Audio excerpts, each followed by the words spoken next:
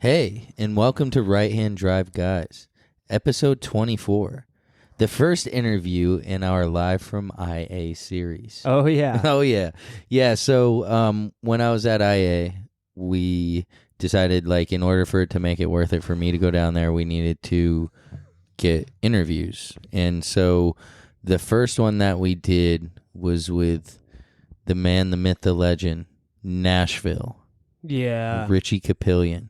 That's right. Yeah. He's the homie. Yeah, and I actually thought it was Kupelin, and Aaron thought it was Capillion. And so I actually asked Richie. Yeah. It's Capillion. Oh, wow. Yeah, you were right. That's pretty cool. So yeah, I sat down with Richie. He was, I've known Richie for solid 10, 13, I don't know, a bunch of years. Yeah. When I first came back to Nashville after the Army, and I had the Civic Type R with the yellow wheels, the yellow TE37s. So I quickly met the PGK dudes because they were like the guys that were heavy into Hondas. Right. Yeah, and so Richie, obviously, Honda guy, if you've never met him. Big Honda guy. Yeah, and so his nickname was Nashville when I met him, and he was like very, very popular on Instagram and stuff at that time. And he actually had the Nashville Instagram. Right. That was wild. Yeah, from the rip, he had the username Nashville. Nashville on Instagram. It's so kinda he funny. was. So if you think about it, anybody tagging at Nashville when they're down there on whatever street, they're actually tagging Richie. Yeah. So and so he was known as Nashville, and I think eventually maybe he outgrew that. Right. But I still know him as Nashville. Yeah. And so he had. And I know you remember this car, but that red EG hatch. Oh, yeah. How yeah. Everybody knew that car. I think he was in what magazine? It was in S3. Yeah, James Evans shot it. Yeah. So, and that was, when that happened, he was in S3, I remember it was X amount of months after me. Yeah. And I was like, oh, holy moly. That's pretty wild, because S3 is actually from down there. Right. They're from Georgia? Atlanta, I believe. So. And that red hatch, the thing that stood out the most about it, and the thing that, I don't know, a lot of people were either attracted to it or hated it, right? They either loved it or hated it because of the wheels. Yeah. Because it had the work lead sleds on it. The lead sleds, yeah. And it set off the car, though. Made the car. Yeah, and I wouldn't have known what those wheels were if it weren't for that car. And I'm sure that's the same for a lot of other people. I'd never seen those. I'm like, what are these off of Volkswagen or something? What are these hubcaps? What's going on here? No, so, and Richie is a, really cool, cool guy. I don't know how to explain it. He's very, calm, cool, very well-spoken, type of guy. So, we kind of hit it off quick, and for a while after I moved away from Nashville, whenever I come into town, I kick it with Richie and whatever he was doing, but I haven't been in a long time, so it was really good to see him. Yeah, for sure. And he got a new car. I know you knew about that. Yeah, his Civic Type R. Yeah, and so he goes into detail in the interview about that. Yeah, that's pretty cool. Yeah, a few months back, he actually hit me up and then was like, yo, I'm looking for a Civic Type R. And it was as he was selling his last Civic. Yeah, the silver it was a hatch. Yeah. He was in the process of selling that to Chase Bays or whatever. And I told him to go through Stacked, and that's actually who he ended up, contacting and getting the whole thing, which we've covered Stacked plenty of times on this podcast. So it was kind of cool. For sure. Another homie go out there and do his thing.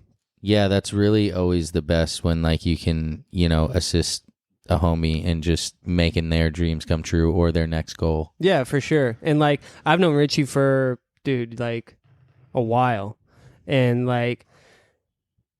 I'm not even sure when I've really initially met him, but I do remember whenever I first saw him posting on 10-speed, the name Nashville, he always came across I don't know, one of those elitist type dudes where kind of rubs you the wrong way sometimes if you're just reading it, but if you don't know him. Right. But then I met him and chopped it up with him, and he's a cool, just chill dude, like you said, and he's one of those dudes that dude, you can talk about anything with him. Yeah, and like, literally. dude, he'll have you laughing and just doing the goofiest shit. And like, I don't know, he's a really fun dude and like really chill. And like, I think that's what's so cool about him. And he nenever comes out.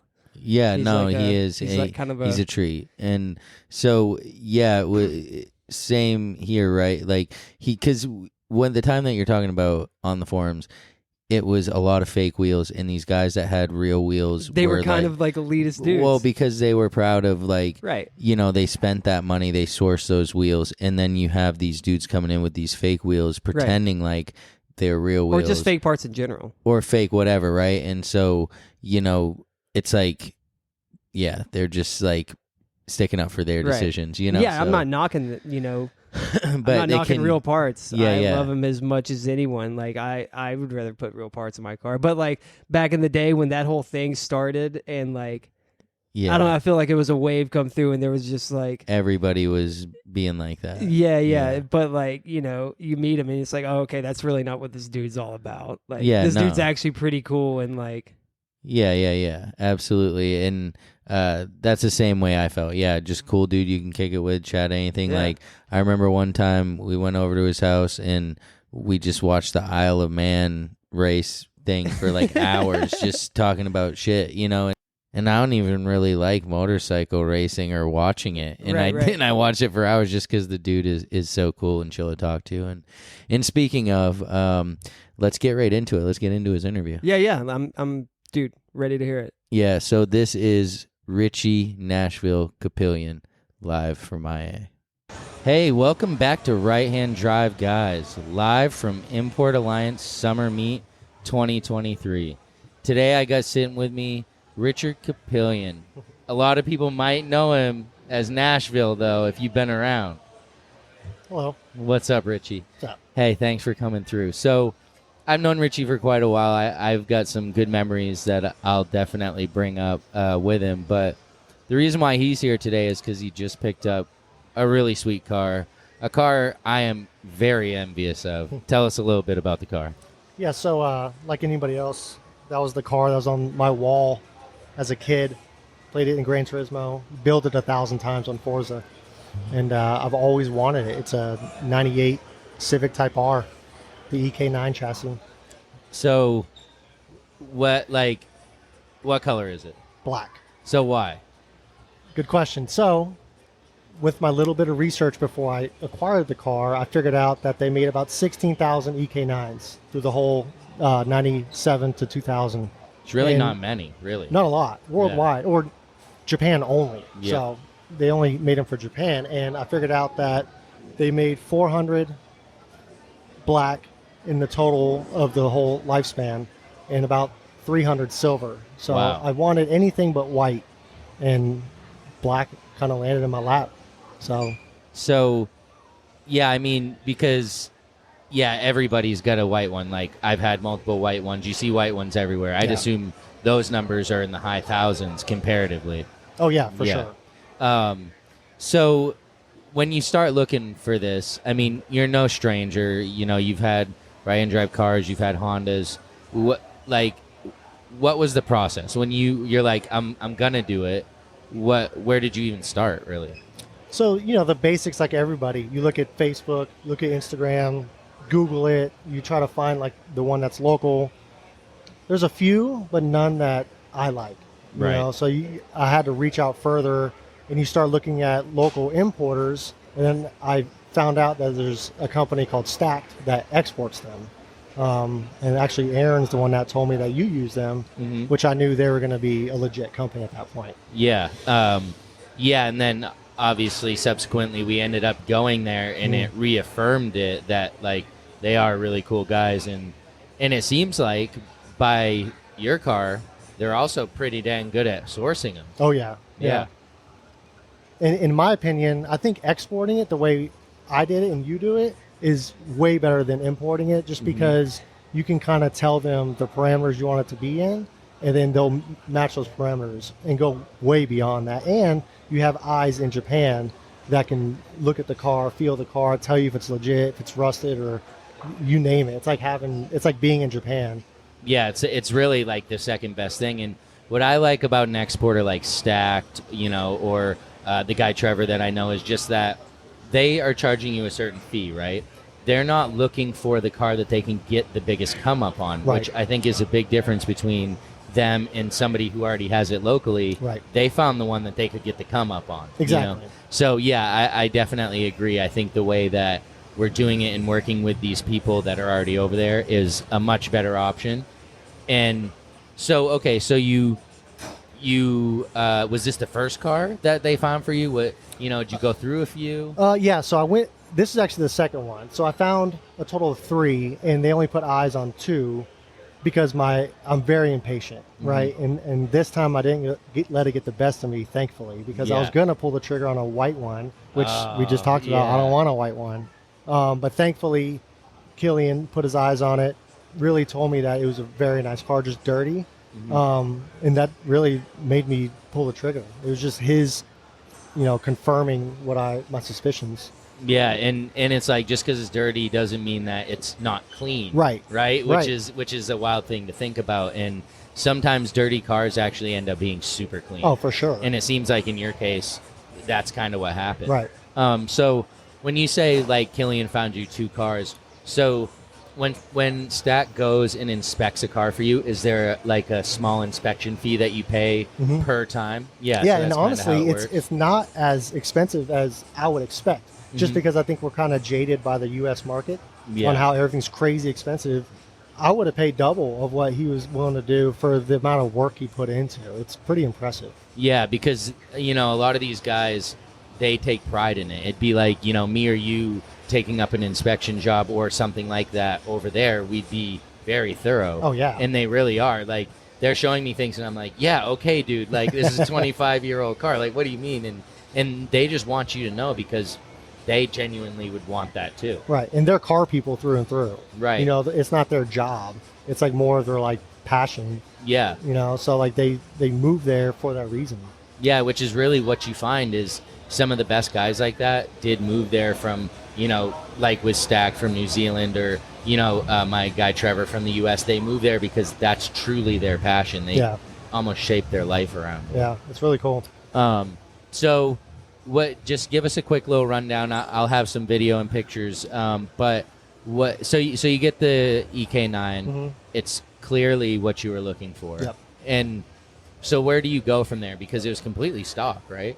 Yeah, I mean, the only modifications I had was some Cusco coilovers, which I wasn't mad at, No.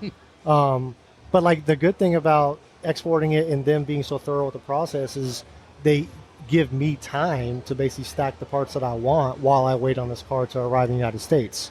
So it's almost like using my impatience as a good thing. Right, because you're almost mentally building the car. Right, exactly. Yeah. And that kind of makes it a little more fun when it drops and you're like, okay, now I can da-da-da-da-da. Yeah, you don't have to wait on parts anymore. You put it in the garage, you wash it, and now it's time to go to work. Hell yeah. And so you've traditionally been a guy that really has like a great clean style. And so I definitely expected nothing less when I see this car.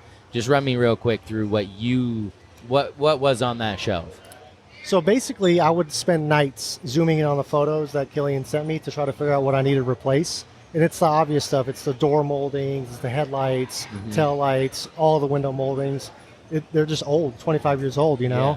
And then I knew I wanted wheels, so I actually went through 3 or 4 sets of wheels in my garage before I had the car. Before the car even landed.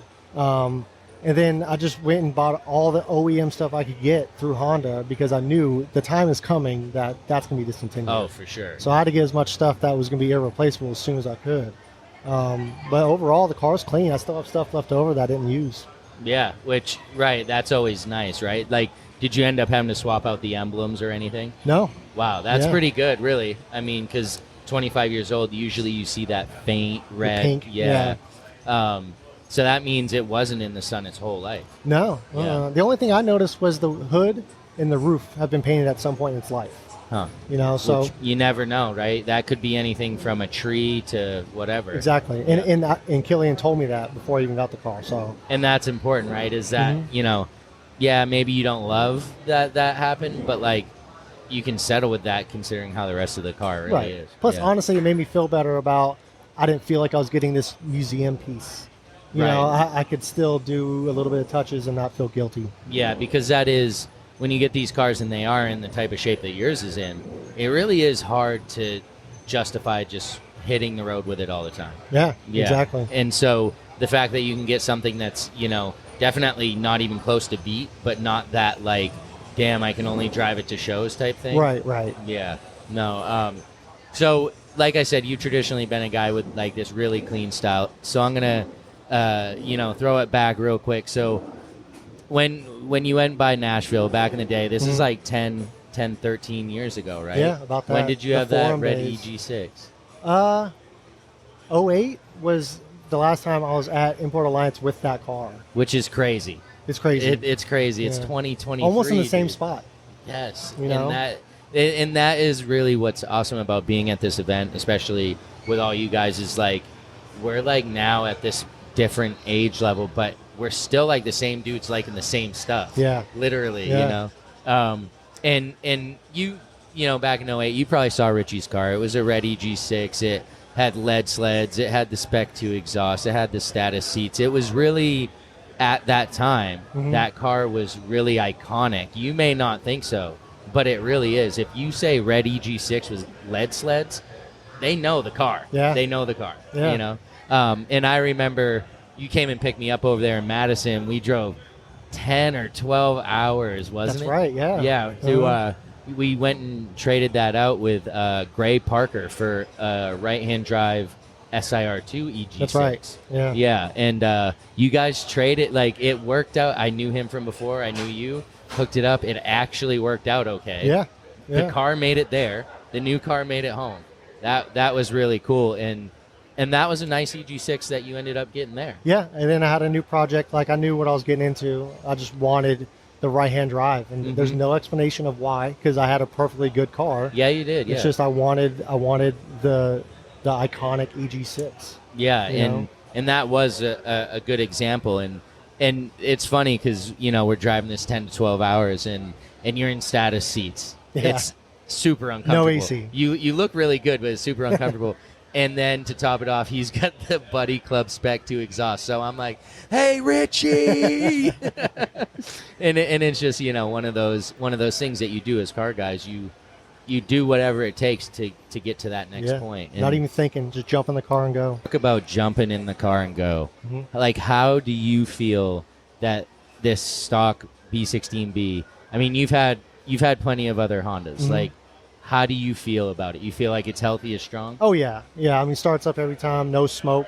Another Yeah. thing that they even checked out in Japan, they're like, dude, this car's good. Yeah, Like which they is nice. showed me a video of them pulling into their shop and revving it. Like, Oh, wow. I wouldn't do anything like that. It's not like they were abusing it, but it's what the car's made for. Yep. No smoke. It's just as Just healthy as as it could clean, be. which is nice because that just gives you that confidence that, like, all right, I'm going to have this thing. I'm going to drive it. I'm Yeah. going to have no problems because you know how to maintain it. So, Right. And I even had the idea of picking the car up at the port and driving it to Nashville, which would have been about a 10-hour drive. And I even asked Killian, I was like, would you do this? And he's like, the car's healthy, I would. yeah. So I it's like mean, that extra confidence that you need to, like, get in the car and go. And I didn't, but yeah. I could have. What did it come into Baltimore or New York? No, actually, I chose Virginia. Oh, that's cool. Newport News, Virginia. Oh, that's sweet. Yeah, it's A the little closest one to closer. Nashville. Yeah. If I could do it again, I would choose a West Coast port because you watch the boat go West Coast all the way around the United Oh, States no. to the East Coast. You're like, damn, I could have had it.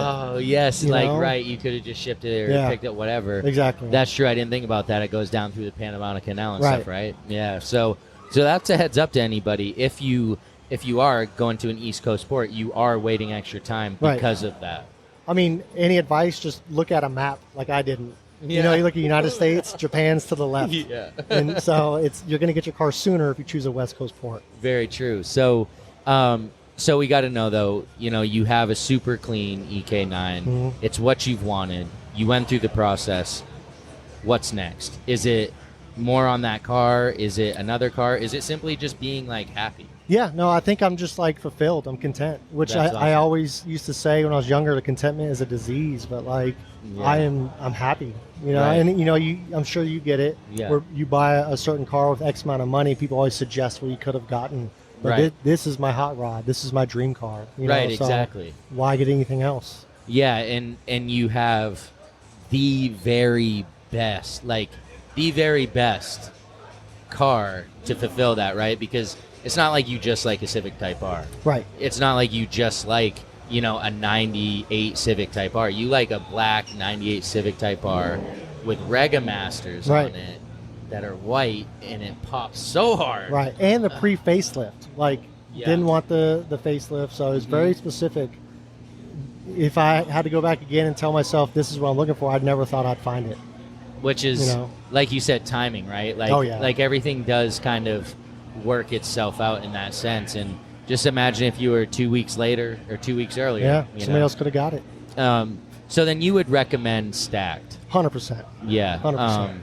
And would you say the easiest way to get a hold of Stacked is just go on the website and hit contact us or something? Email. Email. Yeah, I mean, you gotta keep in mind the time difference. Okay. You send an email, you're getting an email the next day. Okay, right, because they're going to be 12, 13 hours difference. Yeah. So just be patient, right? Mhm. That's like, and that's what I found is the easiest thing to do is once you know you're working with somebody good, just be patient Yeah. because they want you to get your car, but they also have to do their job and keep things moving. So, Exactly. so no more parts are going on the car. As of right now, no. I mean, I've got some suspension pieces on the way that Mhm. you gotta wait time for these things. Of course. But I'm trying to break it down now into more seasonal. So like, I don't want to do the break the car apart, build it back up, and then drive Yeah. it. I want to drive the car quite a bit, and then when the weather gets bad, do some suspension, Right. and then it's ready for the next season. So Yes, exactly. That way there's no downtime. Exactly. You never got an excuse to leave it in the garage. It's just good to Right. go. And yeah, I applaud you for keeping it stock because so many people want to get a car like this and just make it a Conjo racer. Right. They just immediately want to do these things when it's like, let's step back and look at what you actually have here. No, it's not a museum piece, but Honda built that for a reason, right? And keeping it that way, that's like hella commendable compared to just like tearing it down and throwing all these parts on it. you know? And even if you look at like the old school videos, like of them, I think it was Best Motoring did like a review when it first came out. Like the accolades that car got and the commendment that people were just like stunned this car existed is Yeah. insane. Now by today's standard, yeah, it's nothing. Right. But 25 years ago, a port and polished engine, it's pretty impressive. sick, Yeah. Like Yeah, I mean, and it really is. And even today, I mean, you only find that on very high-end cars. Right. I think the lowest end car that's done with is the R35. yeah, Yeah, I don't think they really do it with much less. And we're talking about a Honda Civic. right. So Yeah, an that economy really car. is something. Yeah. Mhm. So, all right, man. Well, we definitely appreciate you coming Yeah. through. It's always a pleasure kicking it with you. You're definitely, as I'll say it again, you're a very uniquely stylish guy, and I can appreciate it 100%. Thank you. I appreciate it. Awesome. So I'm Bobby. This is Richie. We're out of here. Thank you. So that was dope, like kicking it with Richie and kind of just, going through everything that he's been up to and was up to with that car. Yeah. It was pretty cool, and he spit some facts in there that I wasn't aware of, like the black EK9s being such low production numbers. Yeah, on the paint. And dude, as well as the shipping to West Coast ports, that's something Yeah, we haven't really yeah, you touched could on. tell. I blew my mind. I was like, oh, Yeah, wow. he was like, yeah, you just got to look at a map. Yeah. When I was always just thinking about the least transportation within the U.S. and never Right. about the most expedited like shipping from Japan. I also probably would assume that L.A. is like pretty busy. Yeah, I But would imagine. like, maybe still the time that it takes for that to go around the whole bottom of the United States is still way more than any shipping delay at port in Right. LA. So, yeah, I mean, that was cool, right? Like Yeah. just, and I wish that he lived closer so that we could kind of have those type of conversations a little more because he's definitely a really smart guy. Yeah. And that was the thing when you talked about back on the forum days, he always had his shit straight. Like, Yeah, you yeah, know, yeah. and that's like for real. Like he is a pretty like smart guy and just really has always been into these Hondas. So Yeah, it's like, and has a ton of knowledge. Yeah, like for sure. sure. And it was good to hear that he was back in the game. You know. Yep. Yeah. I think he seemed like happy to be there. Like I do think that you'll see him more and more participating in probably some of the smaller things, you know. Yeah. And yeah, it was cool to kind of take a little stroll down memory lane with him, you know, just because in something that we didn't actually touch on, but it was. So I went with him on that ride to get that right-hand drive EG6 to St. Louis, right? So it wasn't but like 2-3 months later, I asked him to come with me, and I was going to look at a Integra Type R in St. Louis, and I was going to be trading an Evo 9 with cash on top. The guy was going to have cash on top, like a bunch. Right. And we got there, and the thing was, so he rode all those hours with me. Yeah, you know? yeah. But this time you could actually like talk to each other and hear each other. It had interior. Yeah, yeah. The car had interior. Yeah. Yeah. So, but yeah, and it ended up not working out. And I told the dude I was all set. He had driven from same thing, Colorado. Yeah. And so Jesus. this time, Richie and I drove back in the same car that we drove there. So that Nashville to St. Louis and back for like nothing. Was at IA on that Saturday when he came. I don't know if do you know Caleb Cavelli? Yeah, I don't personally know him. You know who he is? Yeah. So he had like this giant roll of PGK stickers, and they like laid it out, measured it out, and like, you know, we're like putting the PGK sticker on the car. Like, nice. You know, it was just you know, it was cool because like back to 08. Yeah, exactly. That's exactly how it felt, you know. And you know, Baum was there, so that was cool. He was, you know, helping measure it out, you know. Right. But that was pretty sweet to just kind of see that. And, you know, I mean, I've been waiting for my PGK sticker for goddamn 13 years, but they ain't sent me nothing. I was going to say it, like, you know, when they were putting it out, I'm like, damn, I'm still waiting for mine. Yeah, you know? right. But no, it was cool. It was cool to see. But the car, like, again, like, I don't know. I can't help it. I love the car. Dude, yeah, me too. And like, honestly, I can't wait to see what wheels he puts on it next. Yeah. He's one of those dudes that like, like he said, he went through 4 sets of wheels before the car even shipped. Yeah. So like, I believe that 100%, dude. Yeah, he's crazy. Sending pictures of him like, yeah, yo, here's this this week's set. I'm like, what? What are you doing? And yeah, like, I mean, hey. And he's one of the guys that I learned about the Bailly thing. Yeah. That we've talked about it previously. Yeah. He was the one that informed me about that. And yeah, he's definitely like resourceful. He's like, you know, an old head Honda dude. Yeah, right? yeah, like, for sure. And he's we, been in it so long that like we're knows used to sourcing all these that like stuff. right, and knows all these little back doors and like just all these ways to get these parts and is like confident doing it. So that's pretty cool. And like no forums, no mo though.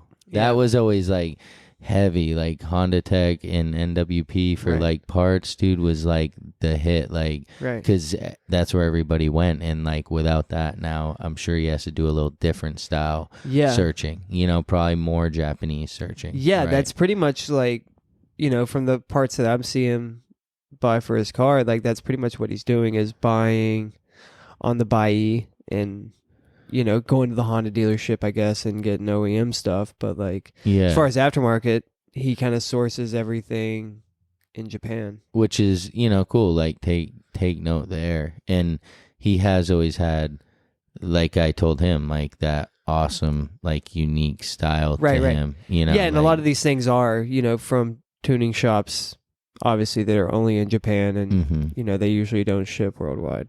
Yeah. So, or if they do, it's super long time. I mean, do you believe that he's content? Do you believe? I mean, I don't know. I mean, do I think he's going to tear the car completely apart like he used to. Like No. he used to? No. I think like no. He's grown up from that, I think. Yeah. Well, and this isn't the car for that. Right, that too. This isn't. This is no way. This is like I would be like, dude, come on, bro. Right. ITB that B16B. Don't be putting no Ks in there. But Right. that's not what he would do. I know that. Right. Because I mean, that's kind of what he did with his last build. Like that silver EK hatch, he sourced from a junkyard and built it from scratch. So, maybe that's out of his system. Right, because I'm sure like driving that's a lot of work, dude. Yeah, and you kind of can't enjoy the car if you do that in a sense. If you like put solid bushings everywhere and like solid motor mounts and I had that on one of my the CTRs, spec, dude. and the spec too. Like, it sounds sick, but like, do you want that all the time? No, like, no, you don't. I mean, that's kind of reserved for another car or whatnot, but. To him, that's not it. You know what I mean? Yeah, I mean, I think, I don't know. Yeah, I think you're right. I think he'll continue to find quality like JDM pieces to complement what he's done, and I don't know. Maybe like because he's probably got other things in life beyond the cars that he's also like focused on. So once he's able to enjoy the car, like move on to the next thing in life, not maybe the next car. I don't know. But I don't know. We'll see. Yeah, we'll see what happens. But it does seem like this is a keeper for him. Oh yeah. That's why I asked him. I don't remember if it was on the interview or not, but I asked him, I'm like, so what's up? Is this a keeper? And he's like, oh yeah. So yeah, right. I mean, when he said he sourced it, like, would he have thought he would find this car, this exact spec? No, like, no way. Yeah. So, like, if you're saying that to yourself, it's probably a keeper. Yeah, 100%. For sure. And he had the, the spoon calipers on it. It looked so sick with those Regas. Like, it was just, like, so classic and clean. Like, the whole car was pretty much like that, And like, dude, the Regas or like any wheels that he picks, he puts 17. He likes to put 17s on his EK. Where like, I feel like most people with Hondas, they tend to do 16s. Oh, yeah, maybe, sure. But I don't think 15s really. But I mean, usually 16s, right? EGs, you can do a 15. Right. Yeah. But yeah, he puts puts the bigger wheel on it. I think it looks so much better, and I think that's one of the things that sets this car apart is that as well. Yeah. No, I agree. That's like the correct spec, I think. Yep, that's what I always did. Like, I always did the 17-inch T37s because it was just like... Right. For the EK. Right. For the EG, like, the 16s are where it's at. Right. You can do 17s, but like... They look a little big. Yeah, but for an EK, like 17s, like, looks sick. It fills out so perfectly. Take note on that. Again, I'm glad to have been able to like just spend that time with Richie. Really, really cool dude. Absolutely. You can learn a lot from him. Yeah. So what was his IG? It is 98 CTR spelled out. Spelled out. 98 CTR. No spaces, no underscores. All 98 CTR. Yeah. So give him the follow. But for now, we definitely appreciate the listen, and we'll see you again next week. I'm Bobby. This is Aaron. See ya. Peace.